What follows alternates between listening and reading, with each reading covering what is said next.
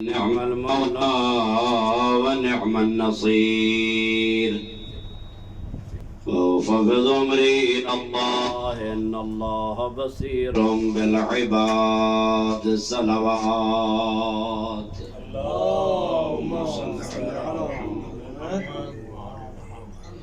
الحمد لله الذي لا يبلغ مدحته القائلون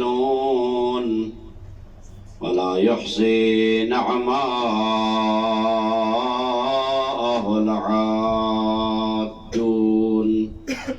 ولا يؤدي حقه المجتهدون. والصلاة والسلام على أشرف الأنبياء والمرسلين حبيب إله العالمين بالقاسم محمد. اللهم صل على محمد وآل محمد. والصلاة والسلام على آله الطيبين الطاهرين المعصومين الغر الميامين المنتجبين المكرمين الذين أذهب الله عنهم الرجس وطهرهم تطهيرا. اللهم صل على محمد. أما بعد فقد قال الرحمن في القرآن: بسم الله الرحمن الرحيم. يا أيها الذين آمنوا ادخلوا في السلم كافة. وقيل في زيارة الجامعة الكبيرة: السلام عليكم يا أهل بيت النبوة. صلوات اللهم صل على محمد وآل محمد وعجل فرجہ. دعا ہے پروردگار عالم ہم سب کی توفیقات میں اضافہ فرمائے. مومنین مومنات جو دار فانی سے کچھ کر گئے ان کو جیوار رحمت میں مقام عظیم عطا فرمائے. نہایت مختصر وقت میں زیارت جامع کبیرہ کے تیسرے فکرے کی طرف آپ کی توجہ کو منظور کرانا چاہتا ہوں. نہایت مختصر وقت ہے. السلام علیکم یا مختلف الملائکہ.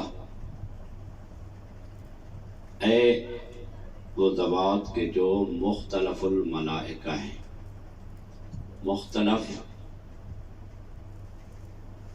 مادہ خالفہ سے ہے اور اختلاف سے ہے.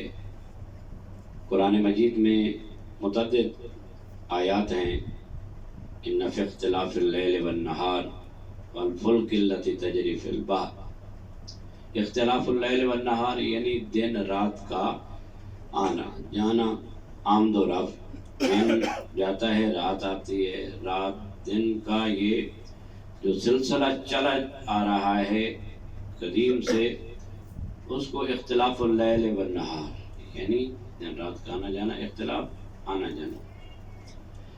مختلف وہ مقام کے جہاں پر کوئی متعدد مرتبہ آئے. ایک دو مرتبہ آنے سے وہ مختلف نہیں بنتا. اگر آدمی کسی جگہ پر ایک دو مرتبہ آتا ہے جاتا ہے تو اس کو مختلف نہیں کہتے، بلکہ مختلف اس کو کہتے ہیں کہ جہاں پر متعدد مرتبہ بلکہ دن میں کئی ایک مرتبہ وہاں پر آنا جانا ہو. اور ائمہ طاہرین علیہ السلام کے جن کی خدمت میں مولا امام ہادی علیہ السلام نے یہ دعا تعلیم فرمائی اور زیارت تعلیم فرمائی، وہ ذوات مختلف کس چیز کے ہیں؟ عام انسانوں کے نہیں، گناہ گاروں کے نہیں، بلکہ ملائکہ کے مختلف ہیں کہ ملائکہ وہاں پر آتے جاتے رہتے ہیں اور متواتر آتے جاتے رہتے ہیں. ائمہ علیہ السلام میزبان ملائکہ ہیں. ملائکہ ان کے مہمان ہیں اور وہ ان کے میزبان ہیں. اس کائنات میں اگر انسان نظر دوڑائے تو کیا نظر آتا ہے؟ خدائے ذوالجلال کی ذات، انبیاء و رسل، ائمہ، اولیاء الہی، اور یہ مخلوقات، اور یہ تمام جو سسٹم ہے جو پروردگار عالم نے یہ جو سسٹم بنایا ہے، تو وہ فقط اس لیے کہ اس کی معرفت حاصل کر کے لقائے الہی تک انسان پہنچ جائے۔ یہ اختلاف ملائکہ، یعنی ملائکہ کا آنا جانا کیوں ہے ائمہ علیہ السلام کے پاس؟ اور آپ جانتے ہیں کہ ملائکہ کی بھی مختلف اقسام ہیں، اور یقیناً اگر میں یقین کامل سے کہوں تو ملائکہ سب سے زیادہ مخلوق خدا ملائکہ ہی ہے۔ ماشاءاللہ ماشاءاللہ، سب سے زیادہ ملائکہ ہی ہیں کہ جو مخلوق خدا ہیں۔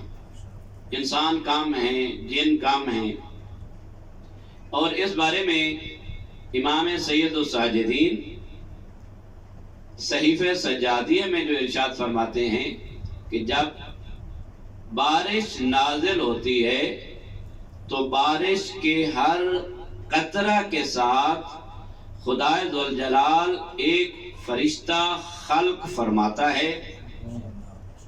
وہ فرشتہ اس قطرہ کے ساتھ زمین پر آتا ہے اور پھر مڑ کر آسمانوں کی طرف نہیں جاتا ہے۔ اور ایک فرشتے کے بارے میں تو یہ بھی ہے کہ سوال کیا گیا معصوم سے کہ کون سا فرشتہ ہے کہ جس کو اللہ نے خلق کیا، بھیجا اور واپس نہیں کیا؟ تو معصوم نے فرمایا وہ جو قرآن کی آیت ہے ما تدری مل کتاب ولل ایمان، خداوند متعال ارشاد فرماتا ہے کہ ہم نے روح القدس بھیجا، کہ جو روح القدس میری یعنی خدا کی جانب سے معصوم نبی اور امام کی خدمت میں رہتا ہے اور آداب الہی کی تعلیم دیتا ہے۔ سبحان اللہ، یعنی پیغمبر فرماتے ہیں انا ادیب اللہ وعلی ادیبی، میں ادیب الہی، یعنی اللہ نے مجھے ادب سکھایا۔ ادب تو ہر ایک کو چاہیے، اخلاق چاہیے، ادب چاہیے۔ وہ پیغمبر خاتم کو اللہ نے آداب سکھائے، اور اللہ کا ایک سلسلہ ہے کہ وہ اس سلسلے کے ذریعے ہی کام کرتا ہے۔ فالمدبرات امرا، یعنی اس کائنات کے امور کو چلانے کے لیے خدا نے مدبرات اور فرشتگان معین کیے ہیں، اس سے کوئی انکار نہیں ہے۔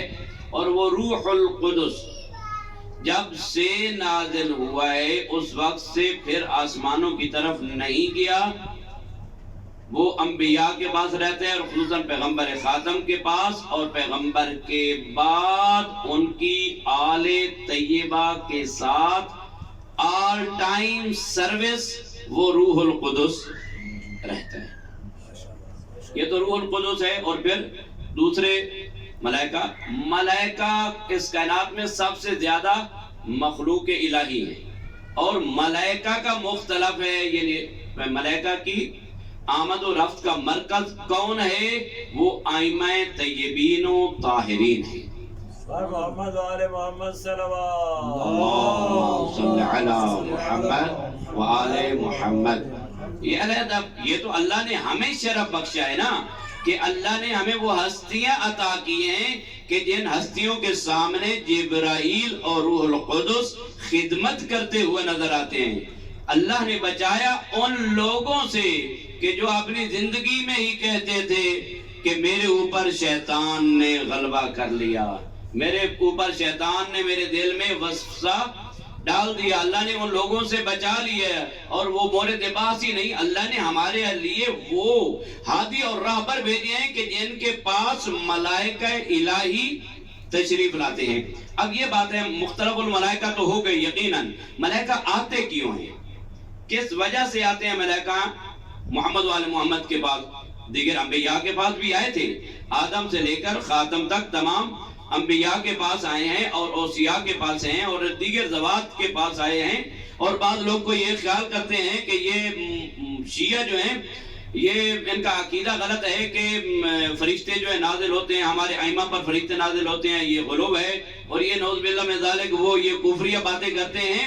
ہم ان سے پوچھتے ہیں کہ کیا فرشتے کا نبی اور رسول پر آنا فقط منحصر ہے یا نبی اور رسول کے علاوہ بھی فرشتے آتے ہیں؟ تو ہم ان کو جواب دیتے ہیں، حضرت مریم حضرت عیسیٰ روح اللہ کی والدہ گرامی فتمثل لہا بشرا سویا، اللہ نے فرشتہ بھیجا اور فرشتہ حضرت مریم کے پاس آیا، اور دیگر اور بھی ذوات ہیں کہ جن کے پاس فرشتے آتے تھے، لہذا فرشتے کا نبی و رسول کے پاس آنا ضروری نہیں ہے، بلکہ دیگر ذوات کے پاس بھی فرشتے آتے تھے۔ فرشتوں کا آنا اور مختلف ڈیوٹی یہ نہیں کہ وہ ان کے پاس وہی لے کر آتا ہے، اور بھی چیزیں ہوتی ہیں، اشارے ہوتے ہیں اور ان کو کچھ القاعات ہوتے ہیں کہ جو فرشتہ کرتا ہے، اور وہ القاعات فقط نبیوں رسول سے مختص نہیں ہے بلکہ ان کے غیر کو بھی خداوند متعال اس سے افاضہ فرماتا ہے، اللہ ان کو مفید کرتا ہے ان چیزوں سے۔ لہذا اللہ نے ان لوگوں سے بچا لیا کہ جن لوگوں کے رہبر اور رہنما ان کے دلوں پر شیطان نے غلبہ کیا ہوا ہوتا تھا، اور وہ کہتے تھے جب ہم ٹیڑھے ہو جائیں تو ہمیں کوئی سیدھا کر دینا۔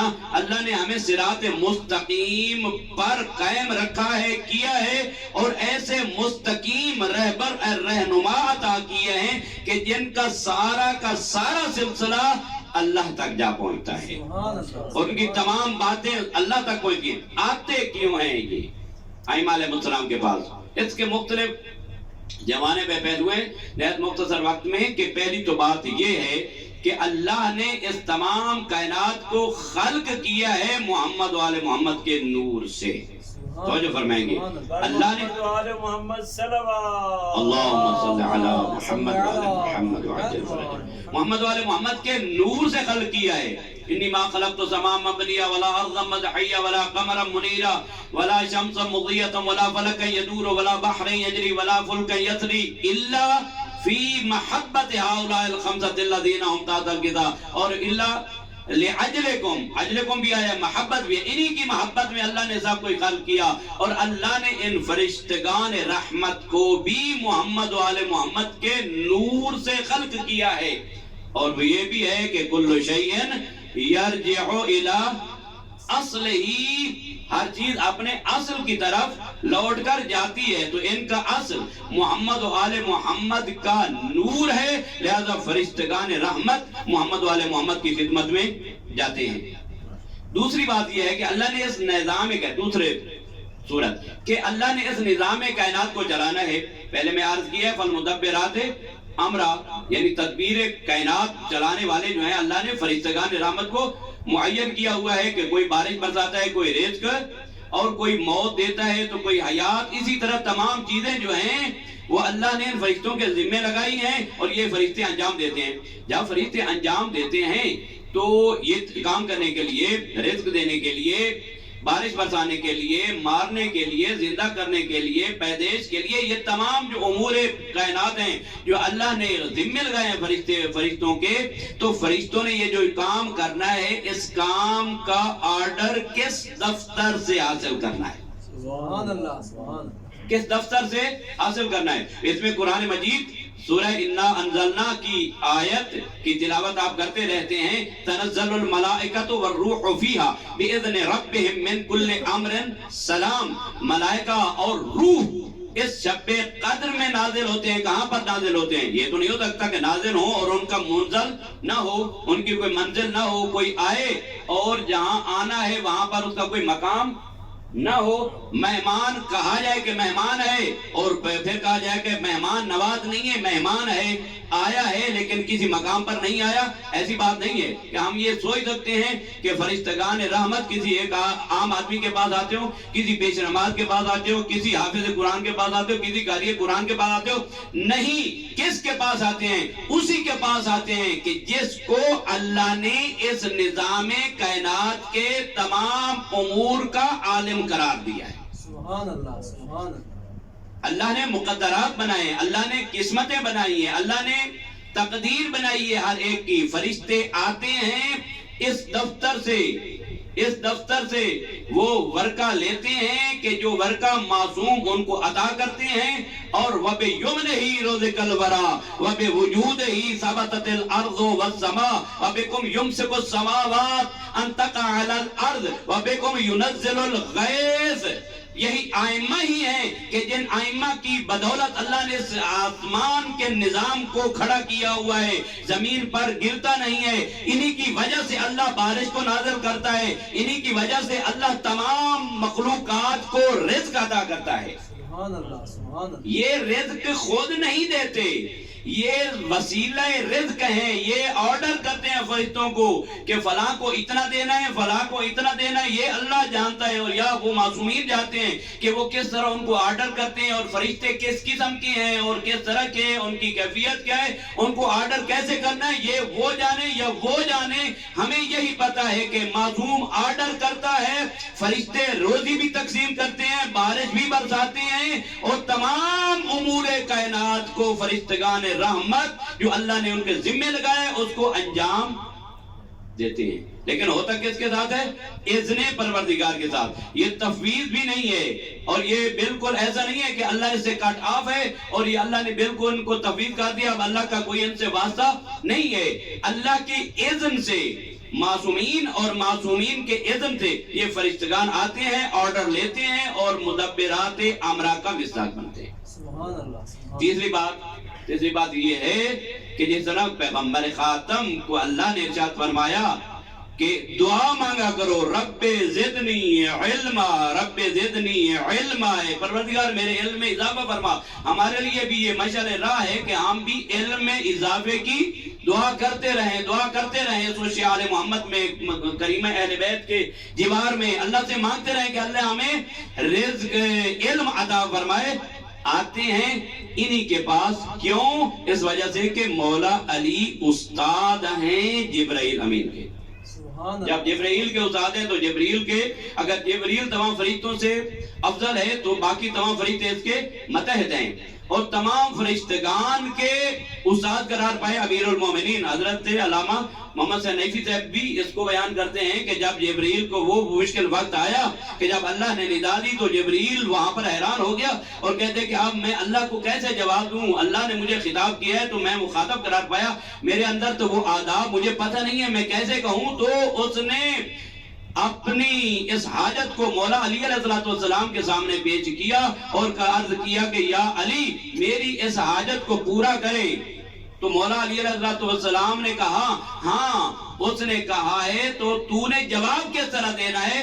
انتا ربی الجلیل وانا عبدک الذلیل، تو میرا جلیل پروردگار ہے اور میں تیرا حقیر بندہ ہوں. سبحان اللہ. علی استاد ملائکہ ہیں، اور جب استاد ہے تو شاگرد جو ہے استاد کی طرف پلٹ کر آتا ہے. مولا علی علیہ السلام سے علم کے وہ ابواب جو فرشتوں نے سیکھنے ہوتے ہیں وہ سیکھتے ہیں، جبرائیل امین بھی سیکھتے ہیں، دوسرے بھی ان استادوں کے پاس آتے ہیں. اب رہا مسئلہ یہ کہ کیا یہاں تک منحصر ہے؟ نہیں، جناب زہرا کے پاس بھی آتے ہیں.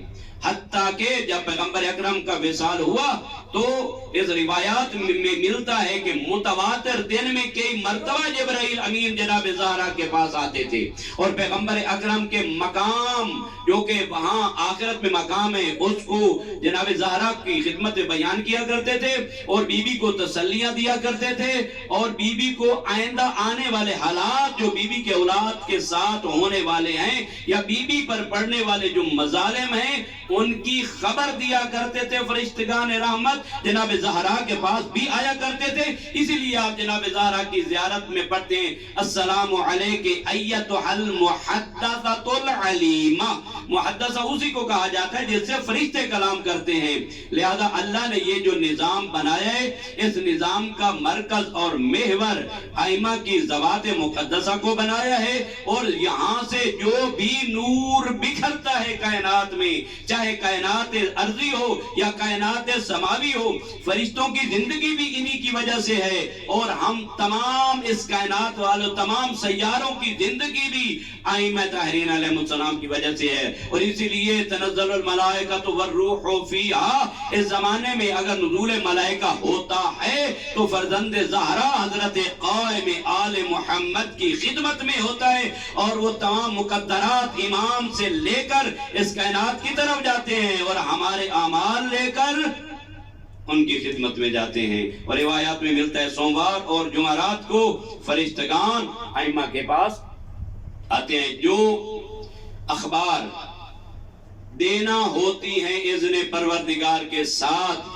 وہ اخبار ان کو پہنچاتے ہیں، ائمہ علیہ السلام کو وہ اخبار پہنچاتے ہیں، اور ائمہ فرماتے ہیں اگر تمہارے نیکیاں ہوں تو ہم تمہارے لیے دعا کرتے ہیں، اور اگر تمہارے گناہ ہوں تو ہم پروردگار سے استغفار کرتے ہیں۔ آئیں استغفار کا مہینہ ہے، آئیں اپنی نیکیوں کو بڑھانے کا مہینہ ہے، مولا حسین کا مہینہ ہے۔ مولا حسین بخشش کا بہترین ذریعہ، سفینۃ النجات اور اسرع سفینہ ہے۔ آج ذکر کرتے ہیں اس مظلوم کا کہ جس کو مولا نے بھیجا اور کہا یہ میرا معتمد ہے، میرا بھائی ہے، اور میرے نزدیک نہایت قدر و منزلت کا مالک ہے۔ وہ کون تھا؟ وہ مسلم ابن عقیل۔ سفیر حسین جب پہنچے سفیر مسجد کوفہ میں تو جمع غفیر تھا۔ جب نماز ختم ہوئی پیچھے مڑ کر دیکھا، مختصر کرتا ہوں، تو مسجد میں کوئی بھی نظر نہیں آ رہا تھا۔ کہاں گئے وہ لوگ جو خط لکھنے والے تھے، جو بیعت کے بارے میں مولا سے کہتے تھے مولا آئیں، ہمارے باغ بھرے ہوئے ہیں، ہماری نہریں جاری ہیں، سر سبز و شاداب ہو چکے ہیں۔ کہاں گئے تھے وہ لوگ؟ ذا محسوب البلاء قلت دیانون۔ مولا امام حسین علیہ السلام فرماتے ہیں جب آزمائشیں آتی ہیں تو دیندار بہت کم نظر آتے ہیں، وہاں تو کوئی دیندار بھی نہ رہا تھا۔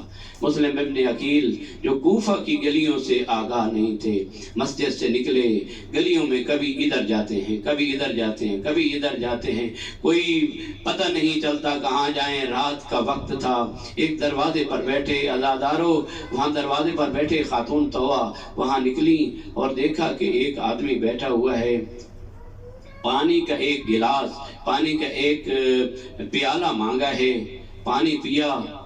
اس کنیز خدا واپس چلی گئی۔ جب گئی تھوڑی دیر کے بعد واپس آئی، کہا دیکھا کہ حضرت مسلم وہاں بیٹھے ہیں، کہا اے عبد خدا یہاں سے چلے جاؤ، میں مستور ہوں، میرے دروازے پر بیٹھنا زیادہ مناسب نہیں ہے، لہذا حالات کوفہ کے کشیدہ ہو چکے ہیں، لہذا یہاں سے چلے جاؤ۔ مسلم نے کوئی جواب نہ دیا۔ پھر اس خاتون نے 2-3 مرتبہ اس بات کو دہرایا تو مسلم نے کہا یا امت اللہ، اے کنیز خدا میں کہاں جاؤں تو کہاں جاؤں، میرا یہاں پر کوئی گھر نہیں، میرا یہاں پر کوئی واقف نہیں۔ اس نے پوچھا من انتا، تو کون ہے عبد خدا؟ حضرت مسلم نے کہا انا مسلم ابن عقیل، میں مسلم ابن عقیل سفیر حسین ہوں۔ تو وہ عورت تڑپ گئی اور کہتی ہے اے آقا و مولا آپ مسلم ابن عقیل ہیں، آئیے میرے گھر تشریف لائیے۔ اس عورت نے بستر بچھایا، کھانے کا انتظام کیا، کھانا کھلایا، بستر بنا کر دیا۔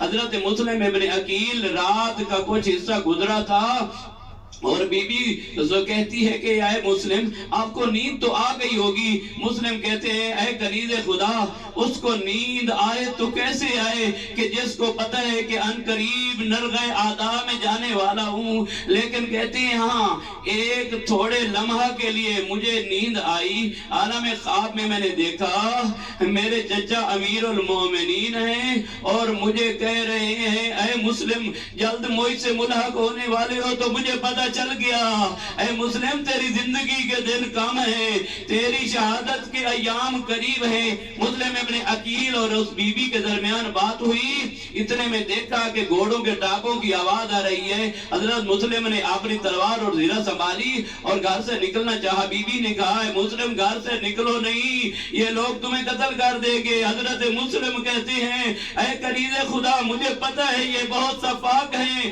لیکن میں نہیں چاہتا تیرے گھر کی حرمت پامال ہو اور تیرے گھر کو یہ آگ لگا دے۔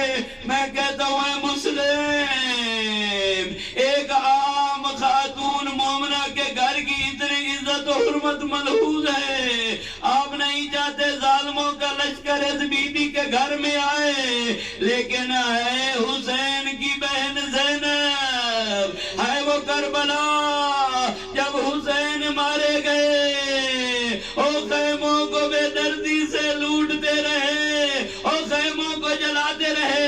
ازادار و نیت مختصر کرتا ہوں، مسلم نکلے ان ظالموں کو فنار و سگر کرتے رہے، لیکن دھوکے کے ساتھ ان ظالموں نے مسلم کو ایک گڑھا پیچھے کھودا، مسلم اس گڑھے میں گرے، مسلم کو گرفتار کیا، لے آئے وہاں جہاں پر ملعون ابن زیاد بیٹھا ہوا تھا۔ جب وہاں خون میں لت پت ہیں، ایک ظالم نے ایسا وار کیا، حضرت مسلم کے دانت ٹوٹ چکے تھے، جسم پر زخم ہی زخم تھے، خون جاری تھا۔ خون جاری حالت میں اس عبید اللہ ابن زیاد کے پاس لے گئے۔ جب مسلم گئے تو مسلم نے سلام نہیں کیا، کسی نے کہا امیر کو سلام نہیں کیا۔ عزادارو بہت مشکل ہوتا ہے ظالم کے سامنے کلمہ حق کہنا۔ کہتے ہیں مسلم مالی الامیر سوى الحسین، حسین کے علاوہ میرا کوئی امیر نہیں۔ یہ ظالم نے کہا مسلم میں نے تجھے قتل کرنا ہے۔ مسلم نے کہا مجھ سے پہلے کئی عظیم لوگ قتل ہو چکے، میں آمادہ ہوں میں